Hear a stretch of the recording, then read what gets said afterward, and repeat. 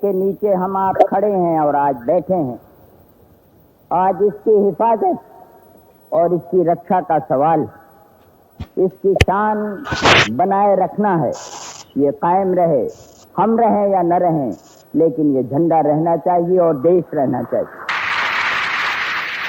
अगर तलवार की नोक पर या एटम बम के डर से कोई हमारे देश को झुकाना चाहे, दबाना चाहे, ये देश हमारा दबने वाला नहीं। तो एक सरकार के नाते हमारा क्या जवाब हो सकता है सिवाय इसके कि हम हथियारों का जवाब हथियारों से दें।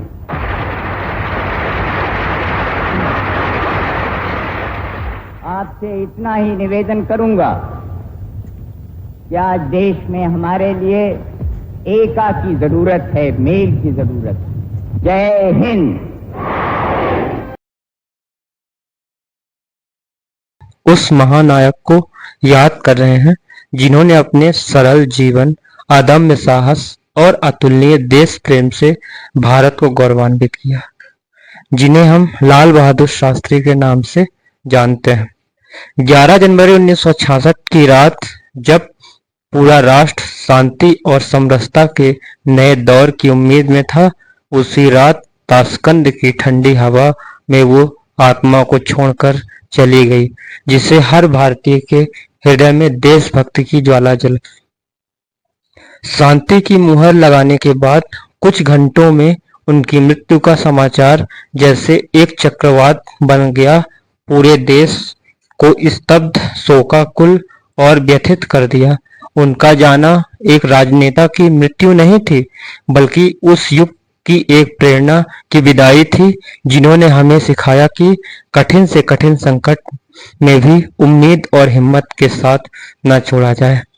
उनका जीवन, अपनी मौत दोनों रहस्यमयी है, लेकिन उनकी सादगी, उनके आदर्श, उनके अंतिम शब्द जय जवान जय किसान आज भी हमारे दिलों में गूंजते हैं।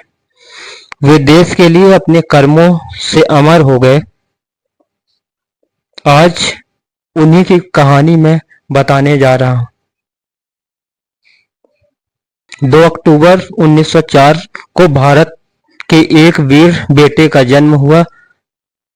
एक साधारण परिवार से आए, पर सोच, हिम्मत, जज्बे में असाधारण। मुगल सराय के छोटे शहर में जन्म लेने वाले शास्त्री जी ने बचपन में ही समझ लिया था कि देश सेवा उनकी सबसे बड़ी पूंजी है। महात्मा गांधी के नेतृत्व में आजादी का सपना सच करने की ज्वाला ने इस छोटे लड़के को बड़ा बना दिया। असहयोग आंदोलन, नमक सत्याग्रह और स्वतंत्रता संग्राम के हर मोर्चे पर उन्होंने अपनी जान लगा दी।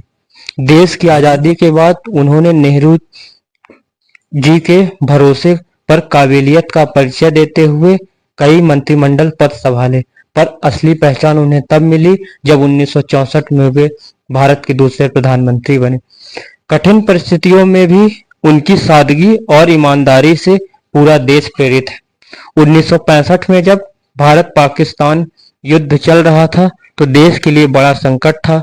इस भयानक समय में शास्त्री जी ने जय जवान जय किसान का नारा दिया, जिसने सैनिकों और किसानों में जोश और नया आत्मविश्वास भर दिया। इस मजबूत नेतृत्व क्षमता ने देश को विजय की ओर ले गया।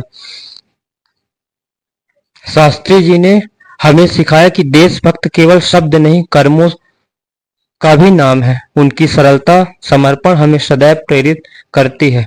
आइए हम सब लाल बहादुर शास्त्री जी के अद्भुत जीवन और देशभक्त के लिए याद करें और उनके संदेश को दिलों में रखें। जय जवान जय किसान। धन्यवाद।